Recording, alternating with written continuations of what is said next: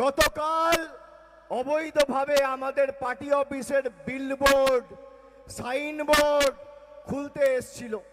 গোটা কলকাতা পুলিশকে লাগিয়ে দিয়েছে তৃণমূল কংগ্রেসের একটা সাইনবোর্ড খুলবে বলে। আমি বিজেপির বন্ধুদের বলবো, অত্যাচার ততটাই করুন যতটা সহ্য করার ক্ষমতা রাখবেন। অত্যাচার ততটাই করুন যতটা সহ্য করার ক্ষমতা রাখবেন।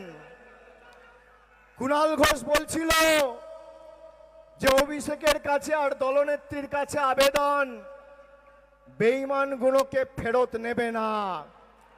আমি বুক ঠুকে বলে যাচ্ছি, সর্বোচ্চ নেতৃত্ব মমতা বন্দ্যোপাধ্যায়, এই একজন বেঈমানকেও আগামী দিন দলে ফেরত নেওয়া হবে না। নেত্রী যা ঠিক করবেন শিরোধার্য, কিন্তু যারা তৃণমূলের খেয়ে পড়ে তৃণমূলের এই সময় কর্মীদের হাত ছেড়ে নিজেদের পিঠ বাঁচাতে বিসি গ্রুপে, আমি বালিশ চাটা বলি না, আমি বলি বিসি গ্রুপে নাম লিখিয়েছেন আর বিজেপির হাতে তামাক খাচ্ছেন, তাদেরকে কিন্তু কোনো ছাড় আগামী দিনে তৃণমূল কংগ্রেস দেবে না। আপনাদের সংবাদ মাধ্যম অনেক কিছু দেখাবে। অভিষেক বন্দ্যোপাধ্যায় পালিয়ে গেছে, অভিষেক বন্দ্যোপাধ্যায় ফেরার যতদিন না আমার মৃতদেহ দেখবেন আর মৃতদেহর উপর জোড়া ফুলের পতাকা দেখবেন, কোনো কথা বিশ্বাস করবেন না।